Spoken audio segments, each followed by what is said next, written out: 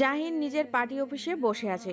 ঘড়ির দিকে চেয়ে দেখে ঘন্টার কাঁটা একটার ঘরে আর মিনিটের কাঁটা 15-র ঘরে। ইতিমধ্যে পরীক্ষা শুরু হয়ে গেছে অয়ন্তীর। আজ অয়ন্তীর শেষ পরীক্ষা। সময় খুব তাড়াতাড়ি চলে যায়। অয়ন্তীর পরীক্ষাগুলো চোখের পলকে শেষ হয়ে গেল। সকালবেলা যখন জাহিন তৈরি হচ্ছিল তখন অয়ন্তীর চেহারা দেখে বুঝতে পেরেছিল কিছু একটা বলতে চায় তাকে, কিন্তু জড়তার কারণে সেটা বলতে পারেনি। কিন্তু জাহিন স্পষ্ট বুঝতে পেরেছে অয়ন্তী কি চায় বা কি বলতে চায়। জাহিন চেয়েছিল মেয়েটা নিজ থেকে তার কাছে এসে নিজের মনের কথা ব্যক্ত করুক, কিন্তু না, অয়ন্তী সেটা করল না। জাহিনের তাতে রাগ উঠে গেল অয়ন্তীর উপর। এত কিসের জড়তা এই মেয়ের, এখনো বুঝে উঠতে পারছে না সে। আজ বাদে কাল কিছু মিছু করলে এক বাচ্চার মা হয়ে যাবে, আর এই মেয়ের এত জড়তা। জাহিন এসব ভেবেই দীর্ঘ নিঃশ্বাস ছাড়ল। পুনরায় ঘড়ির দিকে তাকালো। একটা 21 বেজে গেছে। বউ যখন নিজ থেকে মনের কথা প্রকাশ করছে না তার কাছে, তখন নিজেই যা করার করতে হবে। ডেস্কের উপরে রাখা দুটি ফোন থেকে একটি ফোন হাতে নিয়ে কাইফকে কল করলো। দুবার রিং হওয়ার পর পরই কাইফ ফোন ধরলো। হ্যাঁ ভাই। কই তুই? এই তো ভাবির কলেজের সামনে। তোর ভাবির পরীক্ষা কখন শেষ হয়? 5টার দিকে। ঠিক আছে, তুই চলে আয়। আমি চলে আসলে ভাবি কিভাবে আসবে তাহলে? আমার সাথে।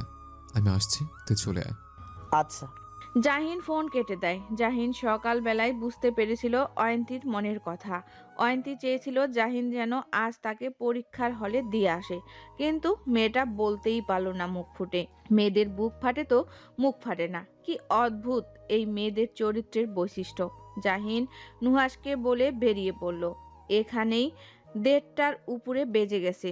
যেতে যেতে তো 4:30 বাজবে, এটা শিওর। জাহিন ড্রাইভ করছে আর কল্পনা করছে অয়ন্তী যখন তাকে কলেজ গেটের সামনে দেখবে তখন কেমন রিয়াকশন দিবে। নিশ্চয়ই হতবাক হয়ে তাকিয়ে থাকবে তার দিকে, আর নয়তো নিজের মনের ভ্রম বলে ভাববে। জাহিন অয়ন্তীর কলেজের গেটের সামনে এসে গাড়ি পার করে গাড়ির ভেতরে বসে রইল। আর 5 মিনিট বাকি আছে পরীক্ষা শেষ হওয়ার। একে একে স্টুডেন্টরা পরীক্ষা দিয়ে বেরোতে শুরু করলো। জাহিন সেদিকটায় তাকিয়ে রইল, কিন্তু যাকে এই দুই চোখ খুঁজে বেড়াচ্ছে সে কোথায়? কয়েকক্ষণ পরেই কাঙ্ক্ষিত মানুষটার দেখা মিলল, আর তার পাশেই লিজা। জাহিনের ঠোঁটের কোণে হাসি ফুটে উঠল, কিন্তু পরক্ষণেই ঠোঁটের কোণের থাকা হাসিটা বিলীন হয়ে যায়। ভ্রুদয়ের মাঝে ভাঁজ পড়ল, চল শক্ত হয়ে এলো। স্টারিং এর উপরে রাখা বা হাত দিয়ে শক্ত করে চেপে ধরল স্টারিংটা। গরম চোখে সামনের দিকে তাকিয়ে আছে। তার সামনেই তার বউকে প্রপোজ করছে একটা ছেলে, এক গুচ্ছ লাল গোলাপ নিয়ে। কত বড় সাহস! আজ পর্যন্ত সে নিজেই বউকে একটা গোলাপ পর্যন্ত এনে দিল না, আর এই ছেলের কত বড় সাহস তার বউকে গোলাপ ফুল দিয়ে প্রপোজ করছে সিনেমার হিরোদের মতন তারই চোখের সামনে। ছেলেটা কি জানে না এই মেয়েটা কারো বউ? অবশ্য জানলে এত সাহস হতো না জীবনেও হাত বাড়িয়ে প্রপোজ করার। তার আগে হাত ভেঙে আসতো। জাহিন গাড়ি থেকে নামতে নামতে রাগান্বিত গলায় বলে, তোর সিনেমার হিরো সাজা বের করছি আমি, দাঁড়া। অয়ন্তী একটা বিব্রতকর পরিস্থিতিতে পড়েছে। আকস্মিক কিছু বুঝে ওঠার আগেই নিজের সামনে একটা ছেলেকে ফুল দিয়ে দাঁড়াতে দেখে হকচকিয়ে উঠে। অয়ন্তী চলে যেতেও পারছে না, ছেলেটা কোনো না কোনো ভাবে তাকে আটকে দিচ্ছে। সবাই তাদের দিকে তীক্ষ্ণ চোখে তাকিয়ে আছে। কেউ কেউ ফিসফিস করে কানে কানে কিছু বলছে, হয়তো এটাই বলছে এই ছেলে কি জানে না এই মেয়েটাকে। অয়ন্তীর পাশে দাঁড়িয়ে থাকা লিজা বাসখাই কণ্ঠে বলে, এই ছেলে, তোমার সাহস তো কম নয়, তুমি জানো ওকে? ছেলেটা ভয়ে ভয়ে বলে ওঠে, আমি জানি উনি কে, কিন্তু বিশ্বাস করুন আমি নিজ থেকে ফুলটা দিতে আসিনি। আপনাকে একজন বলে পাঠিয়েছে যে ওনাকে ফুলটা দিয়ে বলতে যে উনি নাকি ওনাকে ভালোবাসেন। অয়ন্তী ভ্রু কুঁচকে বলে, কে বলেছে? আমি আপনার নামটা বলতে পারবো না, আপনি প্লিজ ফুলগুলো ধরেন। ওনাকে নাই বলতে পারিস, আমাকে তো বলতে পারিস। আকস্মিক এক পরিচিত গম্ভীর পুরুষালী কণ্ঠ শুনে অয়ন্তী পিছনে ফিরে তাকায়। পেছনে ফিরে স্বয়ং জাহিনকে দেখে হতবাক হয়ে যায় অয়ন্তী। জাহিন কি আদৌ এখানে এসেছে নাকি সবটাই তার ভ্রম? কিন্তু এই লোক এখানে করছে কি? জাহিন কঠিন দৃষ্টিতে তাকিয়ে আছে ছেলেটার দিকে। অয়ন্তী ঢের বুঝতে পারছে ঘুমন্ত বাঘ খেপে গেছে। জাহিন একবার অয়ন্তীর দিকে তাকিয়ে ততস্থ পায়ে এসে ছেলেটার সামনে দাঁড়ায়। ছেলেটার মুখটা ভয়ে একটুখানি হয়ে গেছে। সে এবার কোন পথে যাবে? দুটো পথ বন্ধ তার জন্য। অয়ন্তীকে ফুল না দিলে ওই লোকটা তাকে জানে মেরে দিবে বলেছে। কিন্তু এবার এই জাহিন তার সাথে কি করবে? এটা ভেবেই ভয়ে শুকনো ঢোক গিলল। উৎসুক জনতার অবাক চোখে তাকিয়ে আছে কি হয় সেটা দেখার জন্য। জাহিন বুদ্ধিমান ছেলে, সে 4-5টায় নজর বুড়ালো। এত মানুষের ভিড়ে এই ছেলের সাথে কোনো রকমের ভেজালে জড়ানো যাবে না। আর কয়দিন পরে নির্বাচন, না হলে কষিয়ে এই আঙ্গুলের ছেলের দু গালে দুটো থাপ্পড় মেরে দিত। ডান হাতটা বড্ড নিষ্পিস করছে তার। জাহিন নিজেকে সামলে ঠোঁটের কোণে হাসি রেখে ছেলেটার হাত থেকে ফুলের তোড়াটা নিয়ে ফুলের ঘ্রাণ নিয়ে বলে, গোলাপ ফুলের তেমন ঘ্রাণ নেই। অয়ন্তী বড্ড অবাক হয় জাহিনের কথায়। গোলাপ ফুলের ঘ্রাণ নেই মানে কি? গোলাপ ফুলের সুগন্ধ তো সবাইকে মোহিত করে। আর এই লোক বলছে কিনা গোলাপ ফুলের তেমন ঘ্রাণ নেই। জাহিন গোলাপ ফুলের একটা পাপড়ি ছিঁড়ে শান্ত স্বরে বলে, তা কে তোকে ওকালতি করতে পাঠিয়েছে? মানে আমার বউকে গোলাপ দিয়ে প্রেম নিবেদনের প্রস্তাব তোর মাধ্যমে কে দিয়ে পাঠিয়েছে? অয়ন্তী জাহিনকে এমন শান্ত গলায় কথা বলতে শুনে হকচকিয়ে ওঠে। গলার শান্ত হলেও এই স্বরে মিশে আছে দাবানলের তাপ। ছেলেটা ভয়ে পেয়ে আমতামতা করে বলে, ভাই, আমি ওটা চিনি না। জাহিনের মেজাজ বিগড়ে যায়। চিনে না মানে কি? চিনোস না যখন তার জন্য ওয়াকালতি করতে এসেছিস কেন শালা? জিহ্বার আগায় চলে এসেছে কথাটা তার। কোনো মতে দাঁতে দাঁত পিষিয়ে কথা গিলে ফেলল। জাহিন অনামিকা আঙ্গুল দ্বারা বা চোখের ভ্রুটা চুলকিয়ে রাগটা কন্ট্রোল করে বলে, আচ্ছা, পরের বার এই নিম্নমানের ওকালতি করতে গেলে 1000বার ভাববি। এবার যা। কথাটা শান্ত গলায় বললেও এখানে স্পষ্ট হুমকির আভাস রয়েছে। ছেলেটা কথাটা শোনা মাত্রই দৌড়ে পালিয়ে যায়। জাহিন অয়ন্তীর দিকে তাকাতেই অয়ন্তীর নজর সরিয়ে নেয়। আর সে ভাগ্যিস এসেছিল, না হলে তো জানতেই পারতো না তার বউকে কেউ প্রেমের প্রস্তাব দিয়ে পাঠিয়েছে। জাহিন আশেপাশে দাঁড়িয়ে থাকা জনগণের সাথে সৌজন্যমূলক হাসি দিয়ে কয়েকটা কথা বলল। আস্তে আস্তে ভিড় কমে গেল। জাহিন লিজার সাথে কথা বলে অয়ন্তীর দিকে তাকিয়ে বলে, গাড়িতে গিয়ে বসুন। অয়ন্তী লিজাকে বিদায় জানিয়ে গাড়িতে গিয়ে বসলো। জাহিনের হাতে এখনো ফুলের তোড়াটা রয়েছে। চাইলেও মাটিতে ছুঁড়ে ফেলতে পারছে না, তাই বাধ্য হয়ে নিজের সাথে করে নিয়ে গেল। গাড়ির সামনে ফুলের তোড়াটা রেখে গাড়ি স্টার্ট দিল। জাহিনের গাড়ি মিলিয়ে যেতেই দেওয়ালের আড়াল থেকে বেরিয়ে আসে সুঠাম দেহের অধিকারী এক সুপুরুষ। চোখ মুখে রয়েছে বিষণ্ণতা। মাটির দিকে তাকিয়ে দীর্ঘ নিঃশ্বাস ফেলে জিহ্বা দ্বারা নিজের ঠোঁট ভিজিয়ে আকুতি ভরা গলায় আওড়ায়, তোমার পাশে আমার থাকার কথা ছিল অয়ন্তী, কিন্তু তুমি আজ অন্য কারো সাথে, অন্য কারো পাশে, অন্য কারো অর্ধাঙ্গী। হয়তো আর কয়েক মাস পরে অন্য কারো সন্তানের মা হবে, কিন্তু এই সমস্ত কিছু আমার হওয়ার কথা ছিল। আর শুধুমাত্র আমার মায়ের জন্য তোমাকে আমার হারাতে হয়েছে। কথায় আছে মায়েরা নাকি সন্তানের ভালো চায়, কিন্তু আমার মা আমার ভালো করতে গিয়ে আমার জীবনটাই তছনছ করে দিল। কিন্তু আমি আজীবন তোমায় ভালোবেসে যাবো অয়ন্তী, আজীবন। তোমায় দূরে থেকে না হয় ভালোবেসে জীবনটা কাটিয়ে দেব। বলতে বলতে পুরুষটির গাল বেয়ে গড়িয়ে পড়ল নোনা জল। জাহিন এক মনে ড্রাইভ করছে। অয়ন্তী আর চোখে বারবার স্বামীকে দেখছে। লোকটা কি খুব বেশি রেগে আছে? কিন্তু এখানে তার উপরে রাগার কি আছে? সে তো আর কাউকে বলে দেয়নি আমায় এসে প্রেমের প্রস্তাব দাও। অয়ন্তী এদিকে ওদিকে তাকিয়ে সামনের দিকে নজর পড়ে ফুলের তোড়াটার উপরে। হাত বাড়িয়ে ফুলের তোড়াটা নিতে যাবে ততক্ষণে জাহিন ঝড়ের বেগে ফুলের তোড়াটা হাতে নিয়ে জানালা দিয়ে ছুঁড়ে বাইরে ফেলে দেয়। অয়ন্তী চোখ বড় বড় করে বলল। আরে এটা কি করলেন? ফেলে দিলেন কেন? জাহিন সাথে সাথে গাড়ির ব্রেক কষে ভ্রু কুঁচকে অয়ন্তীর দিকে ফিরে প্রশ্ন করে। তো কি করব? আরে এত সুন্দর ফুলগুলো এভাবে ফেলে দেওয়ার কোনো মানে আছে বলুন? বেচারা ফুলগুলো তো কোনো অপরাধ করেনি, শুধু শুধু তাদের উপর কেন এই অবিচার? জাহিন অয়ন্তীর দিকে তীক্ষ্ণ চাহনি ফেলে বলল। গোলাপ বুঝি আপনার প্রিয় ফুল? হুম। ও। পেছন থেকে অন্য গাড়ির ড্রাইভারের হর্ন বাজিয়ে যাচ্ছে, এইভাবে মাঝ রাস্তায় গাড়ি থামানোর জন্য। জাহিন পুনরায় গাড়ি ড্রাইভ করায় মনোযোগ দিল। অয়ন্তীর মন খারাপ করে বসে রইল। জাহিন আর চোখে বউকে দেখে গলা খাকারি দিল, কিন্তু চুপ রইল। কিছুক্ষণ দূরে যেতেই জাহিন গাড়ি সাইডে রেখে থামালো। জাহিন সিট বেল্ট খুলতে খুলতে বলে। আপনি বসুন, আমি আসছি। গাড়ি থেকে বের হবেন না কিন্তু। অয়ন্তীকে কিছু বলার সুযোগ না দিয়েই চলে গেল। সন্ধ্যা হয়ে গেছে, কুয়াশা পড়তে শুরু করেছে। তার মাঝে আবার পেটেও খুব খিদে পেয়েছে, কিন্তু এই জাহিন আবার কই চলে গেল। অয়ন্তী জানালা খুলে দিয়ে মাথা বের করে চারিদিকটা দেখলো, কিন্তু জাহিনের হদিশ নেই। প্রায় মিনিট 10 পর জাহিন আসলো। গাড়ির দরজা খুলে অয়ন্তীর কোলে মস্ত বড় এক লাল গোলাপের বুকে রেখে দিল। প্রায় 30 থেকে 40টার মতো গোলাপ হবে বুকেটার মাঝে। আকস্মিক এমনটা হওয়াতে অয়ন্তী হা হয়ে একবার জাহিনের দিকে তো আরেকবার তার কোলে থাকা বুকেটার দিকে তাকাচ্ছে। জাহিন অয়ন্তীর এসব চাহনির পাত্তা না দিয়ে বুকেটার উপরে আরেকটা প্যাকেট রেখে সিট বেল্ট লাগিয়ে গাড়ি ড্রাইভে মনোনিবেশ করলো। অয়ন্তী প্যাকেটের ফাঁক দিয়ে দেখে তাতে খাবার আর পানির বোতল। জাহিন বুঝলো কি করে যে তার খিদে পেয়েছে। অয়ন্তী কিছুক্ষণ তবদা মেরে বসে রইল। এসব কি? অয়ন্তীর নির্লিপ্ত ভঙ্গিতে কথাটা বলে জাহিনের পানে তাকালো। জাহিন ভাবশীলীন গলায় বলে। খাবার আর বুকে। কিন্তু অয়ন্তী চুপচাপ খেয়ে নে। অয়ন্তী আর কথা বলল না।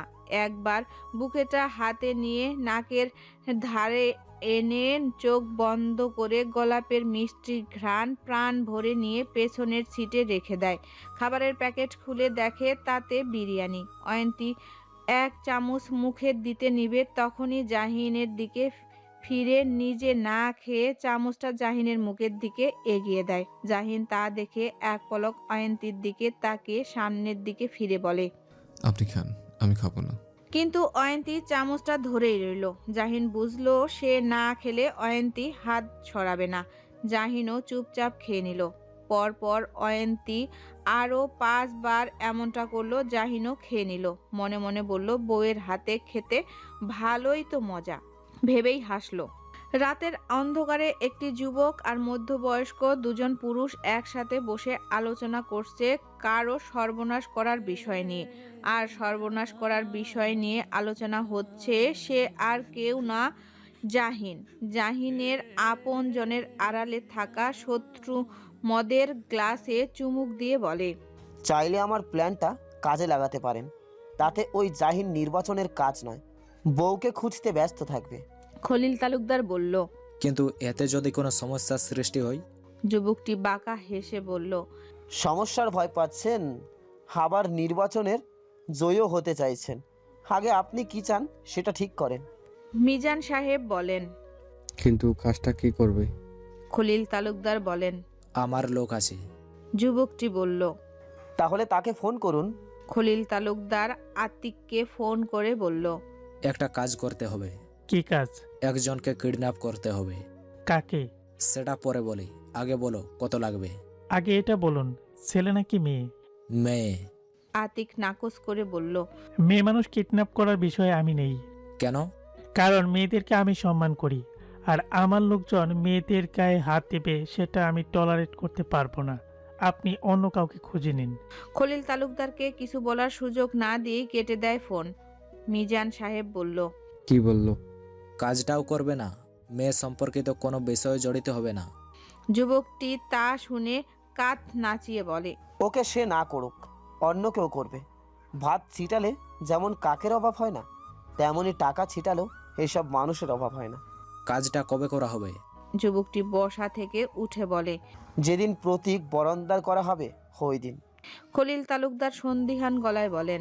তুমি তো বলেছিলে আমি মেয়র হই বা না হই তাতে তোমায় কিচ্ছু যায় আসে না, তাহলে তুমি কাজটা করতে চাইছো না কেন?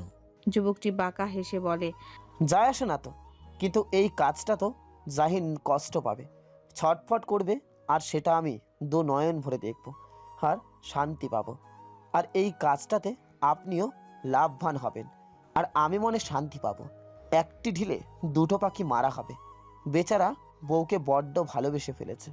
আজ প্রতীক বরাদ্দ করার দিন। নির্বাচন অফিসের নেতা কর্মী গিয়ে গিজগিজ করছে। একের পর এক নেতাদের গাড়ি নির্বাচন অফিসে প্রবেশ করছে। জাহিন সবেমাত্র এসেছে। সাদা পাঞ্জাবি, সাদা পায়জামা পরা, পাঞ্জাবির উপরে কালো কোটি পরা। শীতের তাপমাত্রাটা যেন আজ অন্য দিনের তুলনায় একটু কম। জাহিন নির্বাচন অফিসের করিডোরে পা রাখতেই কারো কাঁধের সাথে ধাক্কা লাগে। জাহিনের দলের লোকেরা তা দেখে লোকটিকে কিছু বলতে যাবে, তার আগেই লোকটি তড়িৎ বেগে অনুনয় গলায় বলে, সরি আমি বুঝতে পারিনি। জাহিন আস্তে করে বলে। জাহিন কথাটা বলে চলে যায় ভেতরে, কিন্তু সে এটা বুঝতে পারেনি তার কাছ থেকে যে মূল্যবান একটা জিনিস নিয়ে গেছে লোকটা কিছু দূর গিয়ে বাঁকা হেসে নিজের পকেট থেকে একটা কালো রঙের জড় বস্তু বের করলো। এটার মাধ্যমে যে আজ বড় কিছু ঘটতে চলছে, যেটা জাহিন জানে না। অবশ্য জাহিনের জানারও কথা নয়, তার কল্পনার বাহিরে আজ কিছু হতে চলছে। শারাফের আজ অফ ডে। সে কায়দা করে ছুটি নিয়েছে যাতে তার প্রতীক বরাদ্দ হওয়ার দিন তাকে ডিউটিতে না পড়তে হয়। এত নেতাদের আর মানুষের ভিড়ের মাঝে থাকতে তার একদম ভালো লাগে না, কিন্তু নির্বাচন দিন কিছুতেই ছুটি পাবে না সে, এটা শিওর। প্রতীক বরাদ্দ হওয়ার 20 দিন পরই নির্বাচন। এই নির্বাচনের দিন কি যে হবেই সেটাই সে ভাবছে। গত 5 বছর আগে যা ঘটেছিল তা ভেবেই শারাপের ভয়ে শিউরে উঠছে। যদিও 5 বছর আগে সে পুলিশ ছিল না, ছিল একজন সাধারণ জনগণ, কিন্তু এবার তার উপর দিয়ে সবটা ধকল যাবে, সবটা। শারাপ এসব ভেবে দীর্ঘ নিঃশ্বাস ছাড়ল। মনে পড়ে গেল লিজার কথা। লিজার সাথে প্রায় অনেক দিন কথা হয় না। মাঝে একবার ফোন দিয়েছে, তখন জানতে পেরেছিল লিজার পরীক্ষা, তাই আর ফোন দিয়ে বিরক্ত করেনি। কিন্তু এখন তো পরীক্ষা শেষ, এবার একটু আকটু বিরক্ত করাই যেতে পারে, তাতে ক্ষতি কি? শারাপ চেয়ারে শরীরটা হেলিয়ে দিয়ে লিজার নাম্বারে কল করলো, কিন্তু ফোন থেকে ভেসে আসলো নাম্বারটি এই মুহূর্তে ব্যস্ত আছে। শারাপ এটা শুনে সাথে সাথে সোজা হয়ে বসে কপালে ভাঁজ ফেলে বলে, ব্যস্ত আছে মানে? শারাপ পুনরায় ফোন করলো, এবারও একই কথা, নাম্বারটি ব্যস্ত আছে। পরপর দুবার ফোন করলো, না, নাম্বার ব্যস্তই আছে বলছে।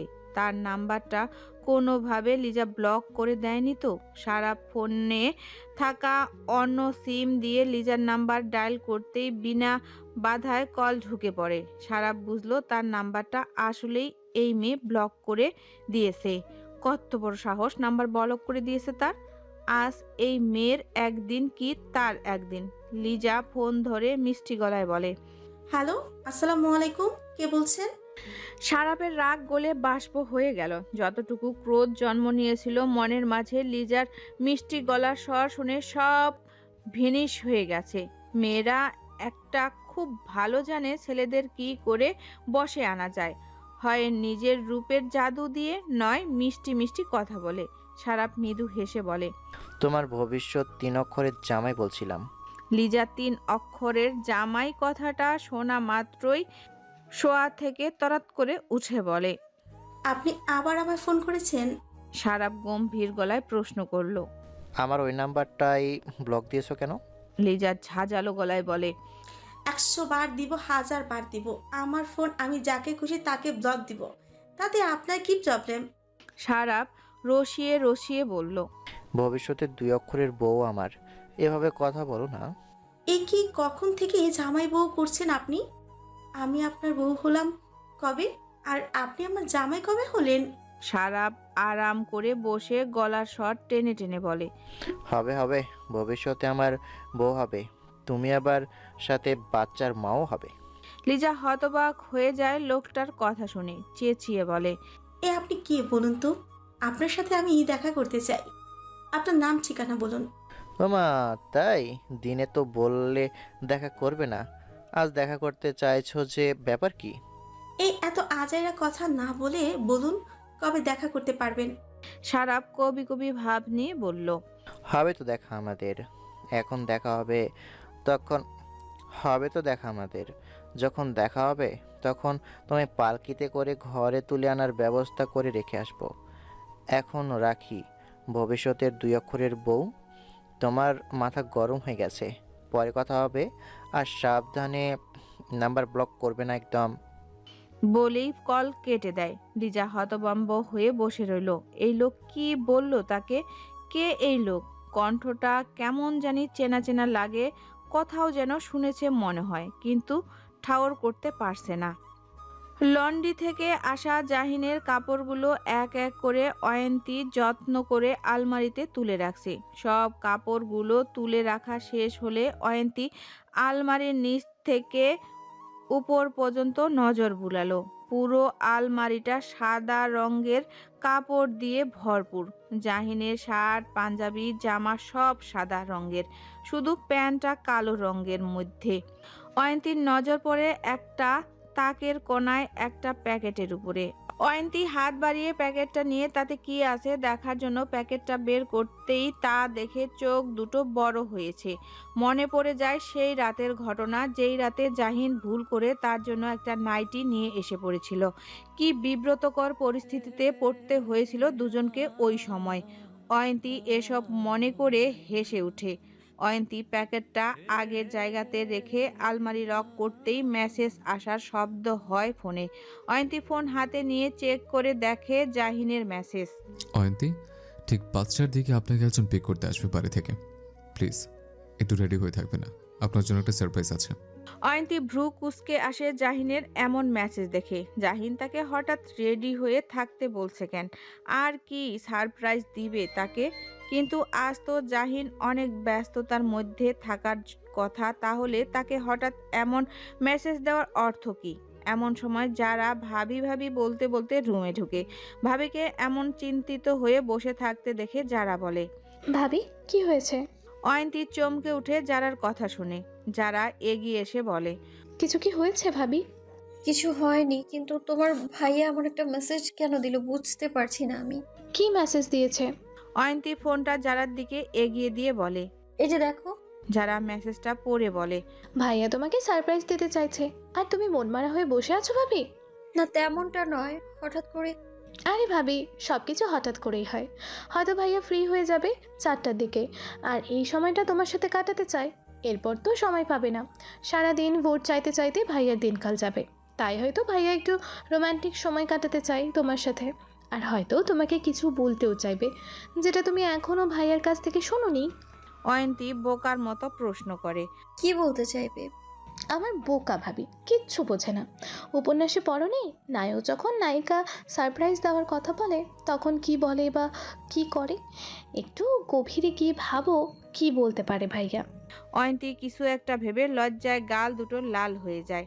যারা অয়ন্তীর লজ্জারাঙ্গা মুখখানা দেখে বলে, থাক, আর লজ্জা পেতে হবে না, চলো তোমাকে আজকে সুন্দর করে সাজিয়ে দেই। কিন্তু এখনো তো 5টা বাজেনি। আরে প্রস্তুতির একটা ব্যাপার আছে না? কিন্তু তার আগে তোমার ভাইয়াকে একটা কল করো। ঠিক আছে। যারা কল করলো ভাইকে, কিন্তু জাহিন কল কেটে দিল। যারা বলল, ভাইয়া মনে হয় ব্যস্ত, তাই কল কেটে দিছে। কথাটা বলে যারা অয়ন্তীকে নিয়ে আলমারির সামনে গিয়ে দাঁড়ালো। আলমারি থেকে একের পর এক শাড়ি নিয়ে অয়ন্তীর গায়ে দিয়ে দেখছে অয়ন্তীকে কোনটা সবচেয়ে সুন্দর লাগে। আর অয়ন্তী দাঁড়িয়ে যারার করা পাগলামিগুলো দেখছে। প্রতীক নির্ধারণ করা হয়ে গেছে। ধীরে ধীরে সবাই নির্বাচন অফিস থেকে বের হতে শুরু করেছে। জাহিন আর খলিল তালুকদার মুখোমুখি হয়েছে, তবে কেউ কোনো কথা বলেনি। খলিল তালুকদার শুধু বাঁকা হেসে জাহিনকে পাশ কাটিয়ে চলে যায়। জাহিনের কেন জানি খলিল তালুকদারের এই বাঁকা হাসিটা ভালো লাগলো না, কেমন জানি রহস্যময় লাগলো তার কাছে। এই হাসির মাঝে লুকিয়ে আছে অন্য কিছুর আভাস, যেটার আভাস জাহিন বুঝতে পারলেও কি হতে চলছে বুঝতে পারল না। জাহিন পকেটে হাত ঢুকিয়ে ফোন বের করলো, অন্য পকেটে হাত ঢুকিয়ে আরেকটা ফোন খোঁজার প্রচেষ্টা করলো, কিন্তু না, ফোন নেই কোনো পকেটে। গেল কোথায়? কোথাও হারিয়ে ফেলেনি তো? কিন্তু না, তার স্পষ্ট মনে আছে সে দুটো ফোনই পকেটের মধ্যে রেখেছে। তাহলে গেল কোথায়? নুহাস বলল। কি হয়েছে ভাই? আর একটা ফোন পাচ্ছি না। মানে? মনে একটা ফোন হারিয়ে ফেলেছি আমি। আমি কল করছি, দাঁড়াও। নুহাস কল করলো, কল ঢুকলো, কিন্তু কেউ ধরলো না। নুহাস বলল, ভাই, কারো হাতে যদি পড়তো, কিন্তু তো ধরতো, কিন্তু ধরেনি। সব জায়গাতে ফোন খোঁজা হলো, কিন্তু পাওয়া গেল না। বাধ্য হয়ে সবাই গাড়িতে উঠে বসলো। গাড়িতে উঠে বসতেই জাহিনের নজর পড়ে সিটের নিচে পড়ে আছে ফোনটা। জাহিন ফোনটা হাতে নিয়ে ভাবলো হয়তো কোনোভাবে পকেট থেকে পড়ে গেছে। কায়েব বলল, কই যাবেন? বাড়িতে নাকি পার্টি অফিসে? পার্টি অফিসে চল, প্রচণ্ড কাজ শুরু করতে হবে। ঘড়ির কাঁটায় 4টা বাজতে 5 মিনিট বাকি। অয়ন্তীকে সুন্দর করে যারা সাজিয়ে দিয়েছে। লেভেন্ডার কালারের একটা অয়ন্তীর গায়ে খুব সুন্দর করে ফুটে উঠেছে। শ্বাস বুঝতে শুধু চোখে গাঢ় করে কাজল দিয়েছে, আর ঠোঁটচোরা গোলাপি লিপস্টিক দিয়ে রাঙিয়েছে। তাতেই অয়ন্তীকে অপূর্ব লাগছে। খোপার এক সাইডে দুটো বড় লাল গোলাপ গুজে দিয়ে যারা অয়ন্তীকে পা থেকে মাথা পর্যন্ত পরোক্ষ করে। আহ ভাবি, তোমাকে সত্যিই আজ অপূর্ব লাগছে দেখতে। ভাইয়া নিশ্চিত আজ ছোটখাটো একটা হার্ট অ্যাটাক করবে। অয়ন্তী লাজুক হাসলো। সত্যি কি আজ তার নেতামশাই তাকে দেখে হার্ট অ্যাটাক করবে? আজকের রাতটা কি তার জীবনের বিশেষ একটা রাত হতে চলছে, যেই রাতটা সারা জীবন মনের মণিকোঠায় রেখে দেওয়া যাবে? যারা তারা দিয়ে বলে, ভাবি এবার জলদি চলো, নিচে হয়তো গাড়ি অপেক্ষা করছে তোমার জন্য। অয়ন্তী মুস্কি হেসে ফোন আর হ্যান্ডব্যাগ নিয়ে বের হয়ে পড়ল। শেখ বাড়ির মেন গেট থেকে বের হয়ে দেখে জাহিনের গাড়ি দাঁড়িয়ে আছে। যারা এসেছে অয়ন্তীকে এগিয়ে দিতে। অয়ন্তী যারাকে হাত নাড়িয়ে টাটা দিয়ে গাড়িতে উঠে বসে। কয়েকক্ষণ পরেই গাড়ি চলতে শুরু করলো। গাড়িটা চোখের আড়ালে মিলিয়ে গেলে যারা বাড়ির ভেতরে চলে আসে। অয়ন্তী চুপচাপ পেছনের সিটে বসে আছে। যে ড্রাইভ করছে তার দিকে এক পলক তাকালো। মুখে কালো মাস্ক পরে আছে লোকটা। অয়ন্তী ফোনের পাওয়ার অন করে টাইমটা দেখলো। 8 ঘন্টা হয়ে গেছে, এখনো জাহিনের দেখা পাচ্ছে না। লোকটা কত দূরে আছে যে এত সময় লাগছে যেতে? অয়ন্তী ড্রাইভারকে প্রশ্ন করলো। আর কতক্ষণ লাগবে? এই তো ভাবি, চলে এসেছি, আর কিছুক্ষণ। আরও 20 মিনিট অতিক্রম হওয়ার পর গাড়ি থামলো। অয়ন্তী বুঝলো তার মানে সে এসে গেছে। যখনই গাড়ি থেকে নামতে উদ্যুক্ত হতে নিবে, তখনই গাড়ি দু সাইডের দরজা খুলে দুজন কালো পোশাকধারী লোক উঠে বসলো অয়ন্তীর দুপাশে। অয়ন্তী হতভম্ব হয়ে তাকিয়ে রইল। কি হচ্ছে এসব? এরা কারা? আর জাহিনী বা কোথায়? অয়ন্তী এর মস্তিষ্ক সাড়া দিল, বলল কি হতে চলছে এই মুহূর্তে তার সাথে? সে কারো পাতা ফাঁদে পা দিয়ে ফেলেনি তো? আবার অয়ন্তী ভয়ার্ত গলায় বলে, কারা আপনারা? 3 জনের মধ্যে কেউ কোনো উত্তর দিল না। গাড়ি পুনরায় চলতে শুরু করলো। ভয়ে অয়ন্তীর হাত পা ঈষৎ কাঁপছে। তারপরও চিৎকার করে বলে, কোথায় নিয়ে যাচ্ছেন আপনারা আমাকে? গাড়িতে আবার নামবো আমি? ড্রাইভিং সিটে বসা লোকটার ধমকে সুরে অন্য ছেলে দুটোকে বলে, আরে গাধার বাচ্চারা, মেয়েটাকে অজ্ঞান কর। মারা খাবি নাকি? হ্যাঁ হ্যাঁ, করছি। অয়ন্তীর বুকটা ধক করে উঠল। ভয়ে চিৎকার করতে নিলে একটা ছেলে সাথে সাথে রুমাল দিয়ে অয়ন্তীর নাক মুখ চেপে ধরে। ধীরে ধীরে অয়ন্তীর শরীরটা নিস্তেজ হয়ে গেল। কণ্ঠ রোধ হয়ে এলো। চোখের সামনে নেমে এলো গাঢ় অন্ধকার। চোখের পাতায় হাজার চেষ্টা করেও অয়ন্তী খুলে রাখতে পারল না। অয়ন্তী জ্ঞান হারিয়ে ফেলে। ছটফট করার কারণে খোপার গুজে রাখা গোলাপ ফুল দুটো থেকে কয়েকটা পাপড়ি অনাদরে ঝরে পড়ল অয়ন্তীর কাছে। জাহিন রাত 8টার দিকে বাড়ি ফিরে। সদর দরজা কাজের লোক খুলে দেয়। জহুরা বেগম ছেলেকে একা আসতে দেখে পেছন থেকে ছেলেকে ডেকে বলেন, তুই একা যে, অয়ন্তী কোথায়? জাহিন তাজ্জব বনে গেল মায়ের এহেন কথা শুনে। অয়ন্তী কোথায় মানে? জাহিন মায়ের দিকে ফিরে হতভম্ব হয়ে বলে। অয়ন্তিকা কোথায় মানে? জহুরা বেগম চিন্তিত স্বরে বলেন। অয়ন্তী কোথায় মানে? কি বলছিস কি তুই? অয়ন্তী তো তোর সাথে থাকার কথা। মায়ের এহেন কথা শুনে জাহিন কিংকর্ত বিমুখ। অয়ন্তী তার সাথে থাকার কথা মানে? সে তো সারাদিন এই নির্বাচন কার্যক্রম নিয়েই ব্যস্ত ছিল। জাহিন অবিশ্বাস্য দৃষ্টি নিয়ে চেয়ে রইল মায়ের পানে। কি বলা উচিত তার এই মুহূর্তে? জহুরা বেগম পুনরায় বলেন। মেয়েটাকে তুই মেসেজ করে বলিসনি যে 5টার দিকে তৈরি হয়ে থাকার জন্য? কি সারপ্রাইজ দিবি তুই? জাহিন কথা বলার খেই হারিয়ে ফেলেছে। সে কখন অয়ন্তীকে এমন মেসেজ করলো? জহুরা বেগমের চিৎকার চেঁচামেচির শব্দ শুনে বাড়ির সকলে ড্রয়িং রুমে এসে জড়ো হয়েছে। মায়ের সাথে বোনও সবটা খুলে বলল। জাহিন সব শুনে বা ক্রুদ্ধ হয়ে পড়ল। তার ফোন থেকে কখন মেসেজ গেল? সে তো কোনো মেসেজ করেনি অয়ন্তীকে। মনে পড়ে গেল ওই মুহূর্তের কথা, যখন জাহিনের সাথে ওই অচেনা লোকটার ধাক্কা লেগেছিল। তখন কি কোনোভাবে লোকটি তার ফোন চুরি করেছিল? আর সে পরে ভেবেছিল ফোনটা হারিয়ে গেছে। কিন্তু চুরি করলেও বা তার ফোন পাসওয়ার্ড দেওয়া আছে, তাহলে ফোনের পাসওয়ার্ড খুলে কি করে মেসেজ করলো? ফোনের পাসওয়ার্ড সে ছাড়া তো কেউ জানে না। জাহিন দ্রুত হাতে যেই ফোনটা হারিয়েছিল সেই ফোনটা পকেট থেকে বের করে মেসেজ অপশনে ঢুকে, না, অয়ন্তীকে করা কোনো ধরনের মেসেজ নেই তার ফোনে।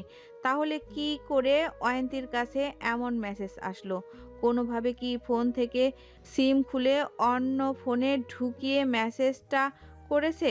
জাহিন অপশনে ঢুকে দেখে তার সেটিং দুটো উল্টাপাল্টা হয়ে আছে। তার ভাবনাটাই ঠিক হলো, এমনটাই করেছে। অয়ন্তীকে মেসেজ করা হয়েছে আর পরে সেটা ডিলিট করে তার ফোনে পুনরায় সিম দুটো ঢুকিয়ে ফোনটা গাড়িতে রেখে দিয়েছে। কিন্তু গাড়িতে কি করে রাখলো? গাড়ি তো লক করা ছিল। জাহিনের মাথা কাজ করছে না। এতটা বোকামি কি করে করলো তার পরিবার? তার সাথে কথা না বলে অয়ন্তীকে বাড়ি থেকে বের হতে দিল এই সামান্য একটা মেসেজের উপর ভিত্তি করে? জাহিন গম্ভীর গলায় ব্রণকে প্রশ্ন করলো। মেসেজটা পাওয়ার পর আমাকে কল করলি না কেন? যারা ভয়ে ভয়ে বলে। ভাইয়া আমি কল করেছি কিন্তু তুমি কেটে দিয়েছিলে, তাই আমরা ব্যস্ত ভেবে তোমাকে আর বিরক্ত করিনি। জাহিন আর কিছু না বলে বাড়ি থেকে বের হয়ে পড়ে। সময় নষ্ট করা যাবে না, যা করার তাড়াতাড়ি করতে হবে। অলরেডি 4 ঘন্টা পেরিয়ে গেছে অয়ন্তীর নিখোঁজ হওয়ার। জাহিন বাড়ি থেকে বের হয়ে চিলেকোঠার ঘরটাতে আসে।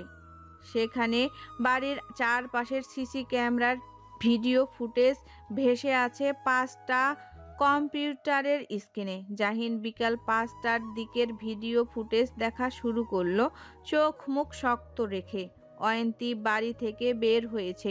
অয়ন্তীর এমন সাজগোজ দেখে জাহিনের চোখ মুখ শক্ত ভাবটা মিলিয়ে যায়। মুগ্ধ চোখে কম্পিউটারের দিকে চেয়ে রইল। ধীরে ধীরে সবটা ভিডিও ফুটেজ দেখলো জাহিন। যেই গাড়িটা করে অয়ন্তীকে কিডন্যাপ করা হয়েছে সেই গাড়িটা সেম জাহিনের গাড়ির মতো, কিন্তু গাড়ির কোনো নাম্বার প্লেট নেই। সম্পূর্ণ সিসিটিভির ফুটেজ দেখে গায়ের কোটিটা খুলতে খুলতে চিলেকোঠা ঘর থেকে জাহিন বের হলো। বের হয়েই হাতের কোটিটা রাগে দূরে ছুঁড়ে ফেললো। এই ঠান্ডার মাঝেও তার শরীর ঘামছে। ভিডিওতে দেখা অয়ন্তীর হাসি খুশি মুখটা চোখের সামনে ভেসে উঠছে বারবার। কতটা খুশি ছিল মেয়েটা, আর সেই হাসি খুশি চেহারার মেয়েটার কি অবস্থায় আছে এখন? এসব ভেবেই জাহিনের চল শক্ত হয়ে এলো। নিজেকে শান্ত রাখা যেন বড্ড দুর্বিহ হয়ে পড়েছে তার জন্য। কি করে অয়ন্তীকে খুঁজে বের করবে? বড্ড ক্লান্ত লাগছে নিজেকে আজকে। চিলেকাঠা ঘরটা সিঁড়ির মাঝেই জাহিন ধপ করে বসে পড়ল। জাহিনের দিকে সকলেই হতবাক হয়ে তাকিয়ে আছে। জাহিন জোরে জোরে শ্বাস ফেলছে। ক্রোধে তার শরীর কাঁপছে।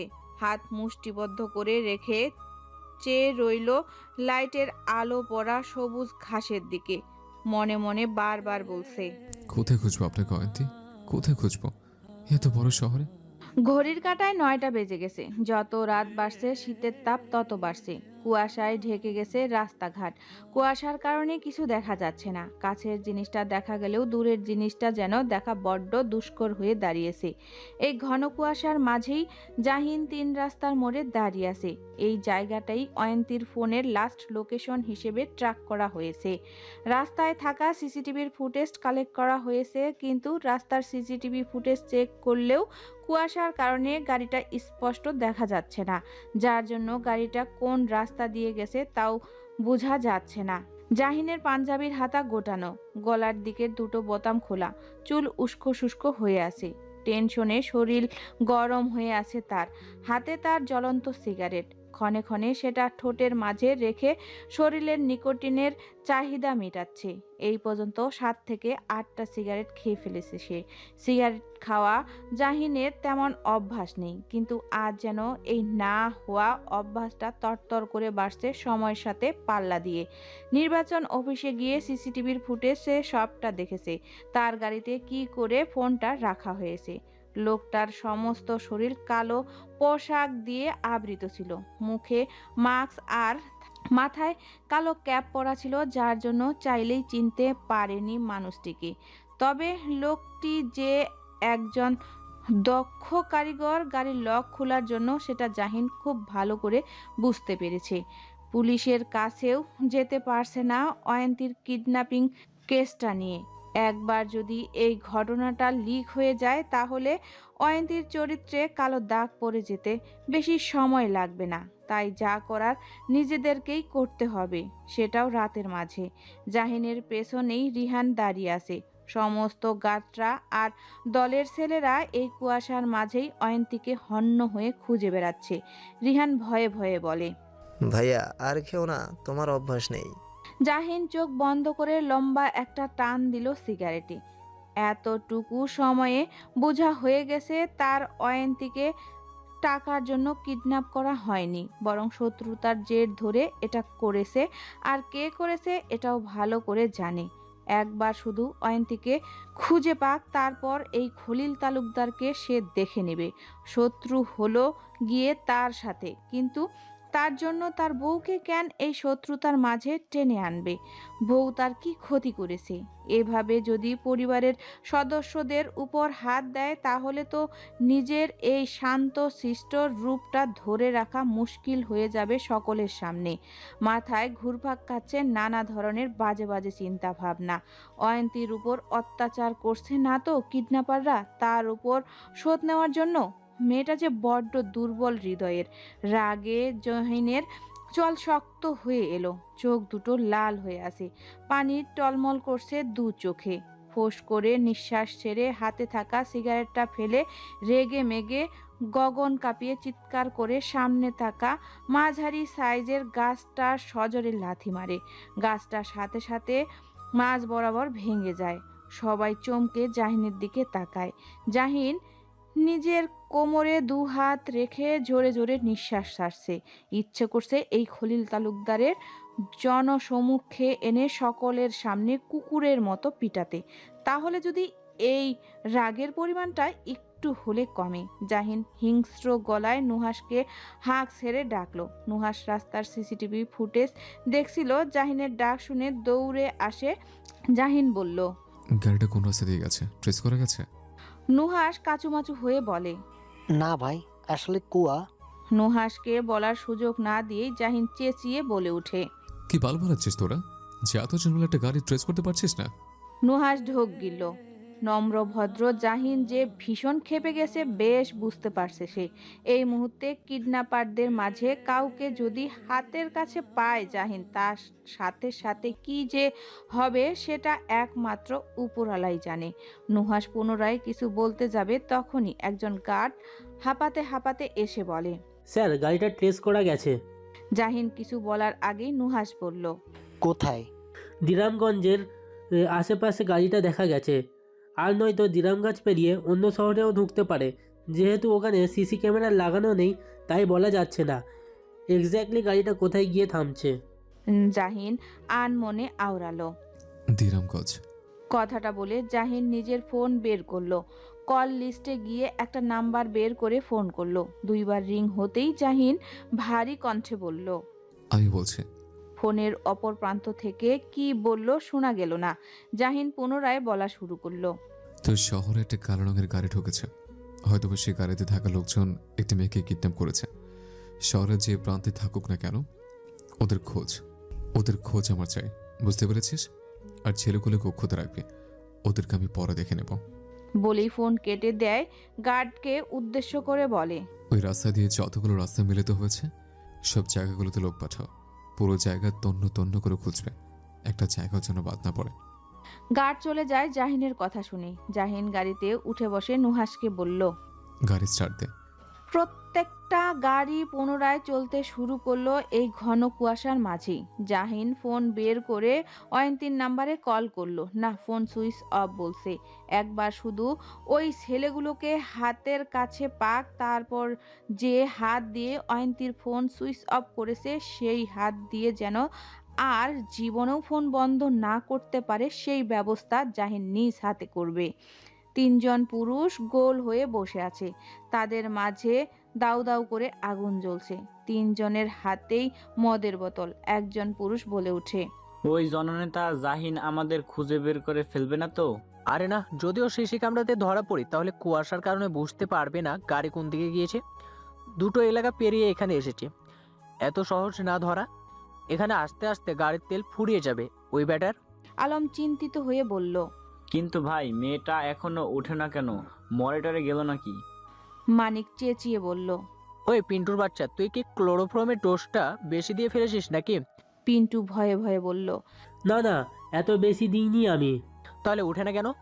আলম এক ঢোক মদ খেয়ে আশালীন ভঙ্গিতে বলে ওঠে, ভাই, মালটা কিন্তু দেখতে হেভি টসটসে। যদি একটু টেস্ট করতে পারতাম তাহলে শরীর মন দুটোই চাঙ্গা হয়ে যেত। মানিক আলমকে লাথি মেরে বলে, শালা মাইন্ড ঠিক কর। বস বলেছে মেয়েটার গায়ে যেন একটু আঁচড় না লাগে। আর তুই মনে মনে এসব চিন্তা করে বসে আছোস? যা, খাবারের কিছু কিনে নিয়ে আয়। আর কতক্ষণ বসে বসে এই মদ গিলবি? আমি পারবো না, তোরা যা, আমি আছি এখানে। তোকে রেখে যাই এখানে, আর মেয়েটির সাথে তুই উল্টাপাল্টা কিছু করে বসিস। চুপচাপ খাবারের কিছু নিয়ে আয়, যা। পিন্টু আর আলম চলে গেল। রয়ে গেল শুধু মানিক এই পোড়া বাড়ির সামনে। অয়ন্তী পিটপিট চোখে তাকালো। চারিদিকে অন্ধকার দেখে চোখ মুখ খিচে বন্ধ করে নিল। কিছুক্ষণ চোখ বুজে থেকে পুনরায় তাকালো। শোয়া অবস্থায় পুরো জায়গাটা ঘাড় ঘুরিয়ে দেখল সে। ঘরের মধ্যভাগে একটা লাইট জ্বলছে, যেটার আলো খুবই ক্ষীণ। অয়ন্তী ধীরে ধীরে উঠে বসলো। উঠে বসতেই মাথাটা চক্কর দিয়ে উঠল। খুব যন্ত্রণা হচ্ছে মাথায়। অয়ন্তী বাঁ হাত দিয়ে মাথাটা চেপে ধরে আবারও চারিদিকে নজর বুলালো। কোথায় আছে সে, সেটা কোন জায়গা? কেমন জানি গা ঝমঝম পরিবেশ। নিজের গা থেকে একটা বাজে গন্ধ আসছে। অয়ন্তী গা গুলিয়ে আসছে এই গন্ধে। মনে হচ্ছে ভিতরে সব কিছু বেরিয়ে যাবে এক্ষুনি। অয়ন্তী সাথে সাথে গায়ের উপরে থাকা চাদরটা সরিয়ে ফেলে। এই চাদর থেকেই মোবিল আর মদের তীব্র গন্ধ আসছে। অয়ন্তীর চোখে এই ক্ষীণ আলো সয়ে আসতেই চারিদিকে সব কিছু সে অল্প অল্প দেখতে পারছে। বিকালের দিকে সব কিছু মনে পড়তেই অয়ন্তী উঠে দাঁড়ায়। বাহির থেকে কারো গুনগুনানোর সুর ভেসে আসছে। অয়ন্তী খালি পায়ে আস্তে আস্তে হেঁটে জানালার ধারে ভিড়ে দাঁড়িয়ে দেখে একজন পুরুষ আগুন জ্বালিয়ে বসে আছে আর মদ খাচ্ছে, আর বাকি দুজন কথায়। অয়ন্তী বাইরের জায়গাটা পর্যবেক্ষণ করলো। চারিদিকে গাছগাছালিতে ভরা। অয়ন্তী শুকনো ঢোক গেল। এই সুযোগ তাকে পালাতে হবে। অয়ন্তী নিঃশব্দে হেঁটে দরজার কাছে গিয়ে দরজায় হাতে হাত রেখে টান দিলে বাইরে থেকে দরজা বন্ধ। অয়ন্তী শরীরের সমস্ত শক্তি খাটিয়ে দরজা টান দিল, কিন্তু না, খুলল না। দরজার টানাটানি শব্দ পেয়ে মানিক পেছনে ফিরে তাকিয়ে চিৎকার করে বলে, ভাবি উঠেছেন আপনি? অয়ন্তী চিৎকার করে বলে, প্লিজ আমায় যেতে দিন। আমি আপনাদের কি ক্ষতি করেছি যে আমাকে এভাবে আটকে রেখেছেন? ভাবি চুপচাপ বসে থাকেন। নিশ্চয়ই খুব খিদা পেয়েছে আপনার। সমস্যা নেই, খাবার আনতে গেছি, একটু পর নিয়ে আসবো। আমার খিদে নেই, আপনি দয়া করে দরজাটা খুলে দিন। মাফ করবেন, পারবো না এটা করতে। অয়ন্তীর আহাজারিতে মানিকের মন গলল না। অয়ন্তী হাঁপাতে শুরু করলো। শরীর নিস্তেজ হয়ে আসছে তার। জোরে জোরে শ্বাস ফেলতে ফেলতে অয়ন্তী পিছিয়ে যায়, পিঠ গিয়ে ঠেকে দেওয়ালের সাথে। অয়ন্তী দেওয়ালে পিঠ ঠেকিয়ে বসে চোখ বন্ধ করে দুর্বল গলায় বলল, কোথায় আপনি নেতামশাই? কোথায় আছেন? আপনার অয়ন্তী যে আপনার থেকে আজ অনেক দূরে চলে এসেছে। এই আধারে ডুবে থাকা ঘর থেকে কখন নিয়ে যাবেন আপনি আমাকে? আপনার সাথে নেতামশাই, একটু জলদি আসুন না আমার কাছে। আমার ভয় করছে এখানে থাকতে। বলতে বলতে অয়ন্তীর চোখ বন্ধ করে নেয়। কি, মেয়েটিকে নিয়ে কেউ একজন চলে গেছে মানে কি? যুবকটির দাঁতে দাঁত চেপে কথাটি বলল। ফোনের অপর প্রান্ত থেকে আলম বলল, হ্যাঁ বস, আমরা খাবার আনতে গিয়েছিলাম, কিন্তু ফিরে এসে দেখি মানিককে মেরে মেয়েটিকে কেউ একজন নিয়ে চলে গেছে। মেয়েটিকে কেউ নিয়ে গেছে সেটা তোরা বুঝেছিস কিভাবে?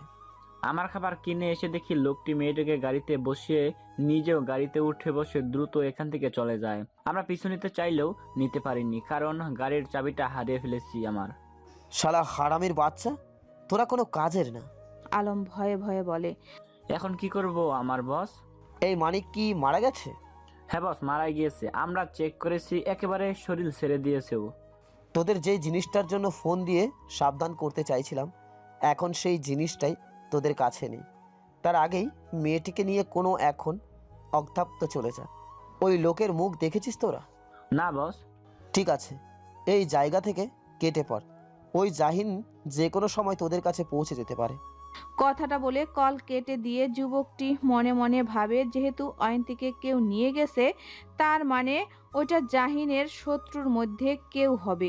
বন্ধু হলে ফোন করে নিশ্চয়ই বলতো বউ কথায় আছে তার, কিন্তু তা না করে নিজের সাথে করে নিয়ে গেছে। ভালোই হয়েছে। কিন্তু জাহিনের এই শত্রুটা আবার কে? এই লোকের আর কত কত শত্রু আছে এই দুনিয়াতে। বন্ধুর থেকে মনে হচ্ছে শত্রুর সংখ্যাটাই বেশি জাহিনের। আকস্মিক রাসেলের কাঁধে কেউ হাত দিতেই চমকে উঠে রাসেল পেছনে ফিরে তাকায়। কাইফ অবাক হয়ে বলে, কি হলো, এভাবে চমকে গেলে কেন? না আসলে আমি ভাবছিলাম ভাবি কোথায় থাকতে পারে। এত খোঁজার পরেও ভাবিকে কেন পাচ্ছি না। আর এমন নিরিবিলি জায়গা যেতে কেউ কাঁধে এভাবে হাত রাখলে চমকে ওঠা স্বাভাবিক নয় কি? কাইফ একটা ভ্রু উঁচু করে বলল, ও ঠিক আছে, চলো এখান থেকে। এখানে আর লাভ নেই, অন্য জায়গায় গিয়ে খুঁজতে হবে ভাবিকে। রাসেল হন্তদন্ত হয়ে চলে গেল। মনে হচ্ছে যেন কাইফের কাছ থেকে সে কিছু একটা লুকানোর চেষ্টা করলো। কাইফও তপ্ত নিঃশ্বাস ছেড়ে রাসেলের পেছনে পেছনে যেতে শুরু করলো। দিরামগঞ্জের যেই লোকদের জাহিন অয়ন্তীকে খোঁজার কাজে লাগিয়েছিল, তাদের থেকে খবর এসেছে তাদের এলাকায় কোনো কালো গাড়ি ঢুকেনি। তার মানে কিডন্যাপাররা দিরামগঞ্জ যায়নি। জাহিনের গাড়ি দিরামগঞ্জের পশ্চিম দিকের রাস্তা দিয়ে যাচ্ছে। দুটো এলাকা তন্ন তন্ন করে খোঁজা হয়েছে, কিন্তু অয়ন্তী কিংবা কিডন্যাপারদের কারো কোনো চিহ্ন পায়নি। রইল আর একটা এলাকা, সেখানে গার্ডরা গিয়েছে, কিন্তু কোনো খবর আসছে না এখনো। জাহিন ড্রাইভিং সিটের পাশের সিটে বসে রয়েছে, কপালে হাত রেখে। চোয়াল শক্ত করে রেখেছে। পুরো শহর জ্বালিয়ে দিতে ইচ্ছা করছে তার। মেয়েটাকে নিয়ে কথায় চলে গেছে যে এত খোঁজাখুঁজির পরও সে পাচ্ছে না। ধৈর্যের বাঁধ ভেঙে যাচ্ছে তার। নুহাস আর চোখে জাহিনের দিকে তাকালো। কি যে হবে তারই কল্পনা করছে সে। সকালের মধ্যে যদি অয়ন্তীকে খুঁজে না পায়, তাহলে এই শহরের বুকে একটা ঝড় বয়ে যাবে নির্বাচনের আগেই। নুহাস ঢোক গিলে ড্রাইভ করাতে মনোযোগ দিল। এর মাঝেই জাহিনের ফোন বেজে ওঠে। পকেট থেকে ফোন বের করে দেখে রিহান কল করেছে। ওপাশ থেকে রিহানের কথা শুনে সাথে সাথে নুহাসকে বলল, এক্ষুনি গাড়ি থামা। নুহাস হতবাক হয়ে বলে, কিন্তু কেন ভাই? যেটা বলছি সেটাই কর। নুহাস গাড়ি থামালো। জাহিন গাড়ি থেকে নেমে ঘুরে গিয়ে ড্রাইভিং সিটের দরজা খুলে বলে, গাড়ি থেকে নাম আর ওখানে গিয়ে বস। নুহাস নির্বাক হয়ে নামলো গাড়ি থেকে। জাহিন গাড়িতে উঠতে উঠতে বলে, তুই কি বসবি নাকি তোকে এখানে রেখে চলে যাব? নুহাস দ্রুত পায়ে গিয়ে গাড়িতে উঠে বসে। জাহিন হাই স্পিডে গাড়ি চালাতে শুরু করলো। নুহাস সিট বেল্ট লাগানোর সময় টুকু পায়নি, তার আগে জাহিন গাড়ি স্টার্ট দিয়ে বসে। নুহাস ব্যস্ত হাতে নিজের সিট বেল্ট লাগালো। আধ ঘন্টার রাস্তায় জাহিন 12 মিনিটে পার করলো। রিহানের বলা স্থানে এসে জাহিন জোরে গাড়ি ব্রেক করলো। গাড়ির ফ্রন্ট থেকে রিভলভার বের করে জাহিন গাড়ি থেকে নামলো। নুহাস এক পলক জাহিনের দিকে তাকিয়ে রইল। পরক্ষণে গাড়ি থেকে নেমে জাহিনের পেছনে পেছনে দৌড়ে যায়। জাহিনকে দেখার সাথে সাথে রিহান দৌড়ে এসে বলে, ভাইয়া ভাবি নেই এখানে। জাহিন অবাক হয়ে রিহানের দিকে তাকায়, প্রশ্ন করলো, ছেলেগুলো কোথায়? একজনকে পেয়েছি। গাড়ির হেডলাইটের আলোতে জায়গাটা আলোকিত হয়ে আছে। জাহিন গার্ডদের পেরিয়ে ছেলেটার সামনে এসে দাঁড়ায়। জাহিন হাঁটু ভেঙে বসে ছেলেটার মুখোমুখি হয়ে ঠান্ডা গলায় বলে, অয়ন্তী কোথায়? কোনো কথা বলল না ছেলেটা। জাহিনের রাগ মাথায় চড়ে যাচ্ছে। বা হাত দিয়ে ছেলেটার মুখ শক্ত করে চেপে ধরে চিবিয়ে চিবিয়ে বলে, কথা বলছিস না কেন? কথা বলার জন্য কি পন্থা অবলম্বন করতে হবে নাকি? মানিকের শরীর ভেঙে আছে। তাকে মাথায় আঘাত করা হয়নি, আকস্মিক তার ঘাড়ের ধারে কেউ যেন ইলেকট্রনিক শক দিয়েছিল আর সাথে সাথে সে জ্ঞান হারিয়ে ফেলে। এরপর আর কিছু মনে নেই তার। কিন্তু আলম আর পিন্টু উত্তেজনায় বসে মানিককে মৃত ভেবে ভুল করে বসে। জাহিন এদিকে ওদিকে তাকিয়ে কিছু একটা খুঁজে। নজর বোতল ভর্তি মদের উপরে পড়তেই একটা বোতলের ক্যাপ খুলে মানিকের মুখে জোর করে ভরে দেয়। মানিকের শ্বাস বন্ধ হয়ে আসছে। চোখ দুটো কোটর থেকে বেরিয়ে আসার উপক্রম যেন। হাত বাঁধা থাকার কারণে চাইলেও জাহিনকে সরিয়ে দিতে পারছে না। সবাই নির্বিকার ভঙ্গিতে তাকিয়ে জাহিনের হিংস্র রূপটা দেখছে। জাহিনের এমন রূপ তারা আগে কখনো দেখেনি, এটাই প্রথম। জাহিন অর্ধেকের বেশি মদ মানিককে জোর করে খাইয়ে দিয়ে মদের বোতলটা ছুঁড়ে ফেলে দিয়ে বলে, নে, এবার বল অয়ন্তী কোথায়? কোথায় সরিয়ে ফেলেছিস অয়ন্তীকে? মানিক কাশতে শুরু করলো। মনে হচ্ছে যেন মৃত্যুর দুয়ার থেকে সে এই মুহূর্তে বেঁচে ফিরল। মানিক হাঁপাতে হাঁপাতে বলল, বিশ্বাস করুন আমি জানি না। তুই জানিস না? তাহলে কে জানে? আমি সত্যি বলছি, আমি কিছু জানি না। আমার ঘরে হঠাৎ করেই কেউ ইলেকট্রিক শক দেয় আর আমি জ্ঞান হারিয়ে ফেলি। এরপর কি হয়েছে কিছু জানি না। তোর দলের লোক আর লোক কোথায়? আমি জানি না। ওরা খাবার আনতে গিয়েছিল, ওদের সাথে কি হয়েছে কিচ্ছু জানি না আমি। জাহিন কণ্ঠে তেজ এনে বলল, জানিস না? ঠিক আছে, বলতে হবে না তোকে এই মুহূর্তে। তবে তোর মুখ থেকে আমি সব কথা বের করে ছাড়বো। জাহিন মানিককে ছেড়ে দিয়ে উঠে দাঁড়িয়ে সোজা পোড়া বাড়িটার ভেতরে ঢুকে। ঘরের এক কোণে দুটো লাল গোলাপ পড়ে রয়েছে অযত্নে। জাহিন বুঝতে পারলো ফুল দুটো অয়ন্তীর খোপায় গুজে দেওয়া সেই ফুলগুলো। জাহিন ধীর পায়ে এগিয়ে গিয়ে নেতিয়ে যাওয়া ফুলগুলো হাতে তুলে নেয়। আর একটু আগে যদি সে এখানে পৌঁছে যেত তাহলে হয়তো অয়ন্তীকে পেয়ে যেত। এত কাছে এসেও অয়ন্তীকে সে হারিয়ে ফেললো পুনরায়। কিন্তু এবার কে অয়ন্তীকে এখান থেকে নিয়ে গেল? এই নতুন শত্রুটা আবার কে? মানিকের কথা শুনে মনে হলো সে সত্য কথা বলছে। মাথা কাজ করছে না তার।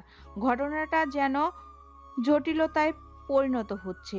এখন কোন পথে যাবে সে আগে তাও সিসিটিভির ফুটেজ দেখে গাড়িটা চিহ্নিত করতে পেরেছিল। এবার কি করবে? এর মাঝে জাহিনের ফোন বেজে ওঠে। পকেট থেকে ফোন বের করে দেখে সিম কোম্পানির অফিস থেকে কল এসেছে। জাহিন রাগে চোয়াল শক্ত হয়ে এলো। আজ এই ফোনটার জন্য সমস্ত কিছু হয়েছে। প্রচণ্ড রেগে চিৎকার করে ফোনটা আছাড় মারল ফ্লোরে। মুহূর্তের মাঝেই চূর্ণ বিচূর্ণ হয়ে গেল ফোনটা। জাহিনের চিৎকার আর কিছু ভাঙ্গার শব্দ শুনে নুহাস আর রিহান ভেতরে ঢুকে এসব দেখেও কিছু বলল না। কি বলবে তারা? কিছু বলার নেই তাদের। জাহিন হুঙ্কার ছেড়ে বলল, ওই খলিল তালুকদারকে ছাড়বো না আজকে। আমি ওর লাশ ফেলবো আজকে, তারপর জঙ্গলি কুকুরের খাবার বানাবো। কথাটা বলে জাহিন বেরিয়ে পড়ে। নুহাস আর রিহান একে অন্যের মুখের দিকে তাকিয়ে দৌড়ে বেরিয়ে জাহিনকে আটকিয়ে রিহান বলে, ভাইয়া তুমি আমার কথাটা শোনো, মাথা একটু ঠান্ডা করো। জাহিন দাঁতে দাঁত চেপে বলে, আমার সামনে থেকে সর রিহান, নাহলে উল্টাপাল্টা কিছু করে ফেলবো আমি। নুহাস বলল, ভাই কদিন পরে নির্বাচন, এখন যদি তুমি ওই খলিল তালুকদারের বাড়িতে যাই হামলা করো, তখন বুঝতে পারছো ঘটনা কোন দিক মন নিবে। জাহিন চিৎকার করে বলে উঠে, আমার বউকে কিডন্যাপ করা হয়েছে নুহাস, এখন আমাকে নির্বাচন নিয়ে ভাবতে বলছিস তুই? ঠিক আছে ভেবো না, কিন্তু এইটা ভেবে দেখো, খলিল তালুকদারের বাড়িতে গিয়ে এইভাবে হামলা করলে তোমার নামে পুলিশ কেস হতে পারে। পরে তুমি কিভাবে ভাবি খুঁজে বের করবে? একটু ঠান্ডা হও তুমি, সব ঠিক হয়ে যাবে। জাহিন নুহাসের কথা শুনে হাঁটু ভেঙে মাটিতে ধপ করে বসে পড়ে। নিজেকে বড্ড অসহায় লাগছে, ঠিক যেমন 5 বছর আগে লেগেছিল তেমনটা। এটার জন্য সে নিজের জীবনে কাউকে আনতে চায়নি, কিন্তু ভাগ্যের ফেরে তার জীবনে একজন মানুষ এসেছিল। সেই মানুষটা আজ তার থেকে দূরে। কতটা দূরে আছে মানুষটা? অজান্তেই জাহিনের 2 চোখ দিয়ে গড়িয়ে পড়ে 2 ফোঁটা নোনা জল। সবাই বিস্মিত নজরে তাকিয়ে আছে জাহিনের দিকে। জাহিনকে এভাবে ভঙ্গে পড়তে দেখে সকলের বড্ড কষ্ট হচ্ছে, কিন্তু সকলে ভিড়ে একজনের ঠোঁটের কোণে ফুটে আছে পৈশাচিক হাসি, যেই হাসিটা সবার অগোচরে রয়ে গেছে। অয়ন্তী চোখ বন্ধ করে মাথাটা হেলিয়ে রেখেছে সিটের উপরে। চেহারা শুকিয়ে গেছে তার এই কয়েক ঘন্টায়। চোখের নিচে কালো দাগ পড়ে গেছে। তার পাশেই ড্রাইভিং সিটে একজন যুবক বসে রয়েছে আর এক দৃষ্টিতে তার দিকে তাকিয়ে আছে। এই দৃষ্টিতে নেই কোনো আকুলতা, আছে শুধু এক রাশ সমান ভালোবাসা। যে ভালোবাসা একজন পুরুষ সযত্নে তুলে রাখে মনের মাঝে তার একান্ত নারীটির জন্য। যুবকটির হাত বাড়িয়ে অয়ন্তীর এলোমেলো চুলগুলো কানের সাইডে গুজে দিয়ে মোলায়েম গলায় বলে, কেউ তোমার কোনো ক্ষতি করতে পারবে না অয়ন্তী, কেউ না। সবসময় তোমার সামনে আমি ঢাল হয়ে দাঁড়াবো।